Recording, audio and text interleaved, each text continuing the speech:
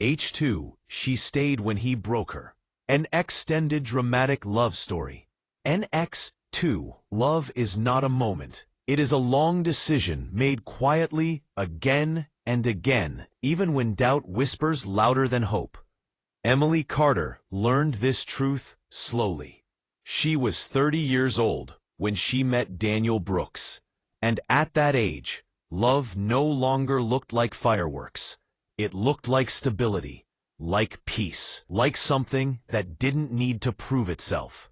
Seattle suited her. The rain matched her introspection. The gray skies reflected her tendency to think too deeply. She worked as a freelance writer, spending her days translating emotion into language, even when she struggled to understand her own. That morning, the cafe on Pine Street was half empty. Emily sat by the window, laptop open, pretending to work while watching the world move past her. People hurried, people smiled, people lived.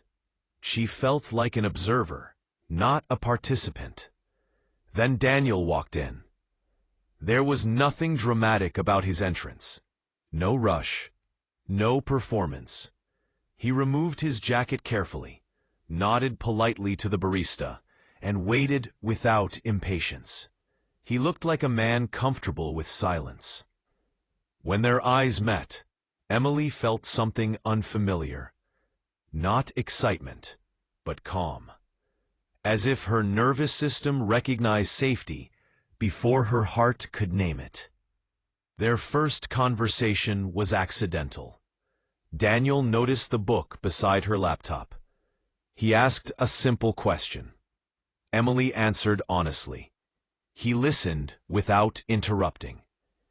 That alone felt rare. They talked about childhood memories, failures, dreams neither of them had shared with anyone else. Daniel spoke about architecture not as a career, but as a way to leave something meaningful behind. Emily spoke about writing as survival. Time disappeared. When Daniel finally stood to leave, he hesitated. "I don't usually do this," he said. "Do what?" Emily asked. "Feel like this matters." She smiled. It mattered to her too. Their relationship developed slowly, intentionally. They didn't rush labels. They didn't pretend perfection. They built something deliberate. Daniel admired Emily's emotional depth. She felt everything intensely. Joy, sadness, fear, and she didn't apologize for it. Emily admired Daniel's steadiness. He was disciplined, focused, reliable. Together, they felt balanced.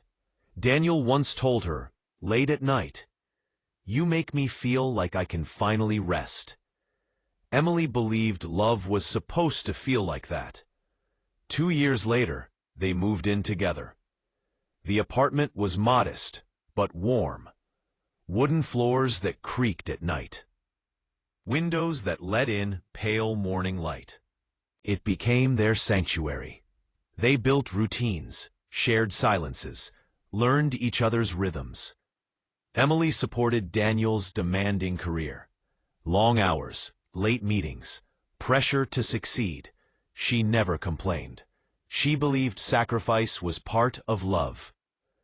Daniel appreciated her support, but slowly, unknowingly, began to rely on it too much. The shift was subtle. Daniel grew quieter. He became distant without explanation. Emily noticed changes, but didn't want to accuse without evidence. Trust has a way of silencing intuition. "I'm just exhausted," Daniel said. Emily nodded. She loved him.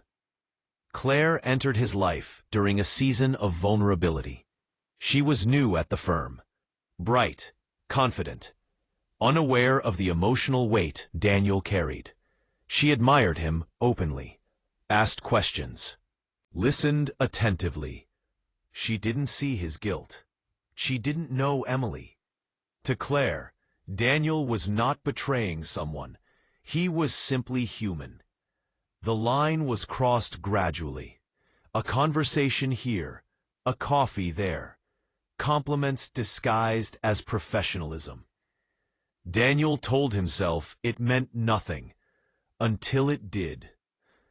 Emily felt the distance before she understood it. Daniel's phone became sacred territory. His apologies felt rehearsed. His presence felt divided. Love notices what denial tries to hide. The truth came unexpectedly. Emily came home early one evening, groceries in hand, heart unusually light. She planned to surprise Daniel.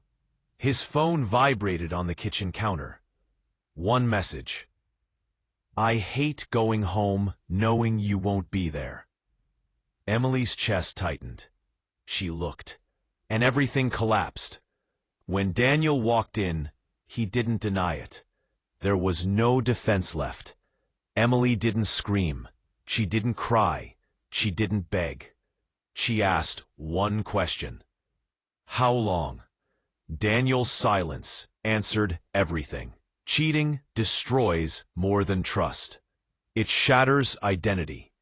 Emily packed a bag, not because she stopped loving Daniel, but because she needed to survive herself. "I trusted you with my entire life," she said quietly. Daniel had no words. Emily left.